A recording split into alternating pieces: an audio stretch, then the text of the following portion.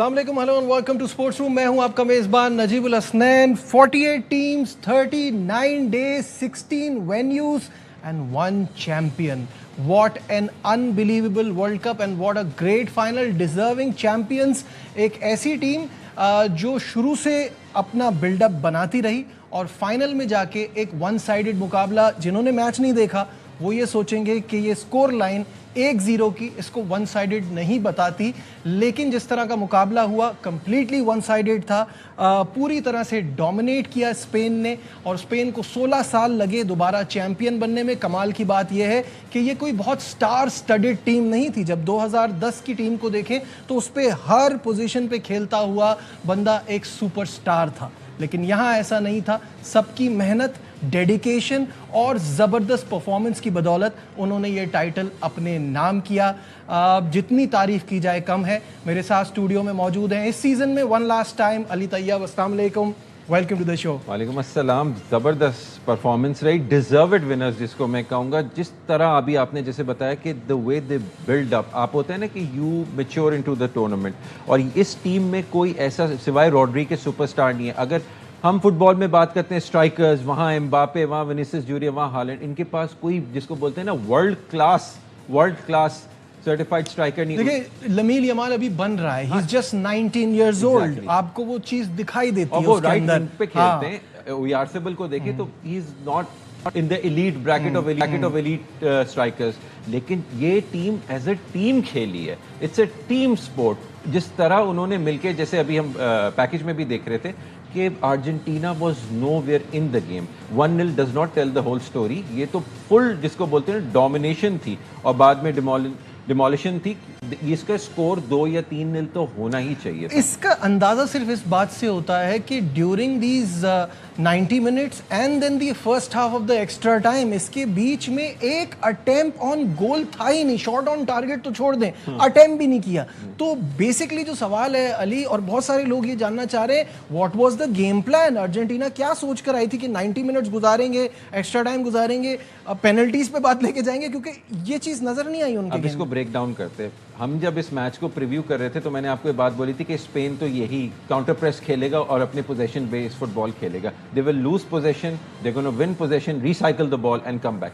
अब अर्जेंटीना की आप बात करें, अब अर्जेंटीना के परफॉर्मेंस को और उनकी टैक्टिक्स को असेस करने के लिए हमें अर्जेंटीना का पैटर्न देखना पड़ेगा कि पिछले गेमों में, इंग्लैंड के मैच में, उससे पहले स्विट्जरलैंड के मैच में, उससे पहले वाले मैच में जो कोबो वर्डे वाला मैच है, ये क्या, इजिप्ट वाले मैच में क्या करते आ रहे हैं। दे वर trailing in almost all of those matches। अगर आप उनका वो देखें, they had to come from behind। आपने उस दिन भी कहा था ना कि सबसे ज्यादा इन्होंने लेट ऑन गोल स्कोर जब हम कह रहे थे ना कि इनको ये ख्याल आता नहीं है कि 80 मिनट से पहले भी गोल हो सकता है। उस वक्त जो है ये करते थे क्योंकि कहीं ना कहीं इनके पास उन टीम्स के अगेंस्ट सुपीरियरिटी थी। अगेंस्ट इंग्लैंड ने खुद कैपिचुलेट किया, नर्वस हो गया बिकॉज ऑफ द ओकेजन। लेकिन यहाँ स्पेन के साथ इनको पता था कि बहुत ज़्यादा क्वालिटी ऑपोजिशन है। टैक्टिक्स उनकी अपनी जगह। इन्होंने जो टैक्टिक्स अपनाई, इन्होंने क्या किया, man to man, pound for pound, team sheet पे हम नहीं कम्पीट कर सकते। हम काउंटर प्रेस को नहीं, तो हम क्या करेंगे, हम लो ब्लॉक खेलेंगे। We will sit back, pressure invite करेंगे। अगर हमें स्पेसेस मिली तो मेसी है हमारे पास,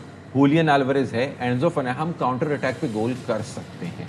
लेकिन स्पेन ने क्योंकि मिडफील्ड को इतना क्राउड किया हुआ था ना, आप देखें Marc Cucurella from the right and Lamine Yamal from the right और वो फ्रॉम द लेफ्ट। उनको अपने विंगर्स के साथ उन्होंने जोड़ लिया। जो 2 सेंटर बैक से लपोर्ट और कोबासी, उनके साथ रॉड्री, एक बेसिकली 3 मैन सेंटर डिफेंडर्स हो गए थे और बाकी सारे उन्होंने इनको स्पेस ही नहीं दी। मैंने उस दिन भी ये बोला था इंग्लैंड इसलिए हारा था क्योंकि उन्होंने मेसी को स्पेस दी। जब मेसी को स्पेस ही नहीं मिली तो मेसी कुछ कर ही नहीं पाए। कैसे करते? टोटल 15 टचेस थे उनके पूरे इंटायर 120 मिनट में। मुझे देखिए बात ये कि जब हम यहाँ बैठ के ये बातें कर रहे हैं तो क्या अर्जेंटीना ये सोच कर नहीं आया था? उनको इस बात का आइडिया नहीं है। मैं आपकी बात पे आ रहा था कि उनकी जो डिफेंस है उसको वॉल की तरह से ट्रीट किया जा रहा है। एक गोल पूरे वर्ल्ड कप में, right from game 1 till final, सिर्फ एक गोल हुआ है उनके खिलाफ। This shows how strong their defence is. Very strong. और they had no option but to play for penalties. उन्होंने कहा लो ब्लॉक खेलेंगे, अगर नहीं भी होगा what we have to do is we have to drag and penalties में anybody's game होता है। उनके लिए यही बहुत बड़ी होती है कि हमने स्पेन जैसी टीम को,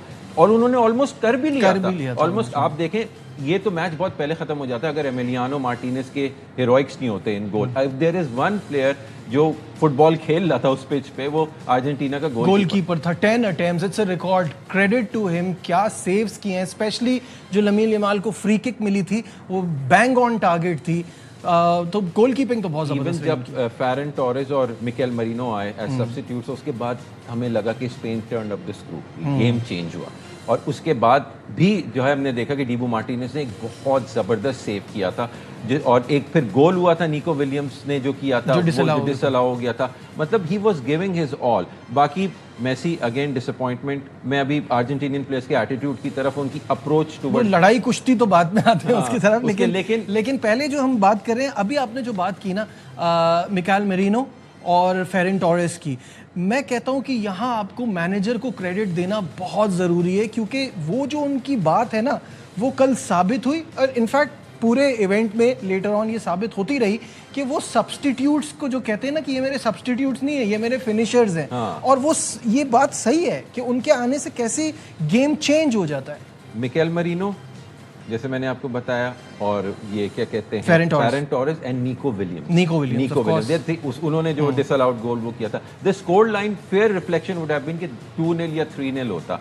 एक गोल डिसअलाउ हुआ, एक उन्होंने खुद किया, ठीक है, और बाकी कुछ सेव्स हुए अच्छे। लेकिन टैक्टिक्स की बात थी। देखिए बात थी कि अर्जेंटीना के पास कोई जवाब नहीं था सिवाय इसके। पहले हाफ में तो आप देखें ना, दे वर चेसिंग शैडोज, वो तो बॉल के पीछे भाग रहे थे। और मेसी तो because of his age and he was preserving himself, उन्होंने तो ट्रैक बैक करने की भी जहमत नहीं की। ही वाज अपनी पोजीशन पे थे, इसीलिए उनके इतने मिनिमल टचेस थे और बिल्कुल इम्पैक्ट उनका वो नहीं था। जहां तक अप्रोच स्पेन की बात है, देखिए there was only one team in the match that was playing football and that wanted to win. Attack पे अटैक, हमलों पे हमले, ताबड़तोड़ हमले। एक टाइम पे तो सेकंड हाफ में तो इतने हो रहे थे कि मतलब अर्जेंटीना को समझ नहीं आ रहा था कि वो क्या करें। इट वाज इनएविटेबल कि गोल तो होना ही है, क्योंकि जितने हमले हो रहे थे और जितने अटैक्स हो रहे थे और जितनी जिसे कहते हैं ना every metric of the game dominate किया है स्पेन ने। उस दिन हमने यही बात बोली थी ना इंग्लैंड और अर्जेंटीना वाले मैच में कि टॉमस टूकल के पास प्लान बी क्या था। लियोनेल स्कलोनी एक वर्ल्ड कप विनिंग कोच है, इन्होंने 2022 में अर्जेंटीना, आपके पास प्लान बी क्या था? एक आपकी टैक्टिक नहीं चल रही है तो आप क्या करते? कि आप अगर ये काउंटर प्रेस वापस उनको करते, अपने प्लेयर्स कमिट करते, तो स्पेन के पास इतनी क्वालिटी और पेस है कि इनको पता था कि हमें जो है गोल्स होने थे, इसलिए इन्होंने डिफेंसिव खेला। देयर ओनली चांस, क्योंकि देखिए quality of the teams, I am sorry मैं ऐसा बोलूंगा, लेकिन जमीन आसमान का फर्क था। No doubt about it. अगर वो, मैंने कहा ना कि अगर मैन टू मैन आप कंपेयर किए, तो अगर वो ओपन स्टाइल ऑफ फुटबॉल खेलते तो this could have been a 4-5। मुझे ऐसा लगता है कि जो हम शुरू से बात कर रहे थे, they were playing for penalties, no doubt about it. जो हम शुरू से बात कर रहे थे, एक अच्छा फाइनल जो होना था वो फ्रांस और स्पेन का ही बनता था, बिकॉज वही एक टीम थी जो उनके साथ टक्कर का मुकाबला कर सकती थी, जिसको वो हरा कर आए हुए थे, दैट्स इट। अदरवाइज अगर इंग्लैंड भी यहाँ होता तो कोई, मेरे हिसाब से मुझे ऐसा लगता है कि कोई मैच नहीं था। आई थिंक ये बात आपने ही कही थी उस दिन यहाँ शो पे कि फाइनल हो गया फ्रांस और स्पेन का। That was the final basically, जो दो टॉप टीम इस टूर्नामेंट की थी। इंग्लैंड अगर आ जाती, प्रॉबेबली वो थोड़ा सा ओपन फुटबॉल खेलते, लेकिन फिर स्कोर लाइन थोड़ी और एम्फैटिक होती, 1-0 नहीं होती, 2-3, 4-0 हो जाती, लेकिन आउटकम यही होती। द क्वालिटी इंग्लैंड की भी, कंपोजर। देखिए Spain second world cup in 16 years, एक मेच्योरिटी, एक मेंटालिटी होती है ना टीम की, they have been there, they have done that. England के पास वो कंपोजर, और this is the defending champion Ali, इससे हम बेटर फुटबॉल एक्सपेक्ट कर रहे थे। अगर आप देखें ना, कल का फाइनल एक तरह से एक बड़ी आइडियल सिचुएशन थी। एक कोपा अमेरिका विनर है, एक यूरो चैंपियन है, तो वी वांटेड बराबरी का मुकाबला। देखिए बात ये कि अगर आप on the balance of play देखें, तो ये मेरा अपना जाती ओपिनियन है अगेन, क्योंकि मैं पूरा टूर्नामेंट को बहुत क्रिटिकल आई से देख रहा था। मेरी नज़र में तो Argentina did not deserve to be in the final.